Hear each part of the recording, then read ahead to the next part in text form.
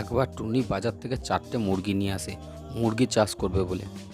পরের দিন সকালে দেখে 4টে মুরগির মধ্যে 3টে মুরগি ডিম দিয়েছে, একটা মুরগি ডিম দেয়নি। টুনি সেই ডিমগুলো নিয়ে বাড়ি চলে যায়। পরের দিন সকালে এসে দেখে কোনো মুরগি ডিম দেয়নি। টুনি চিন্তায় পড়ে যায়। আসলে 4টে মুরগির মধ্যে ছিল একটা মুরগি ডাইনি মুরগি, সে 3টে মুরগির ডিম খেয়ে নিয়েছে। তখন টুনি সেখান থেকে চলে যায় এবং এক তান্ত্রিককে ডেকে নিয়ে আসে এবং তান্ত্রিক সব কথা শোনার পর টুনিকে বলে, আমি ওই মুরগিকে ঠিক করে দিতে পারি যদি তোমার বন্ধুরা ভিডিওটি লাইক করে চ্যানেলটি সাবস্ক্রাইব করে নেয়।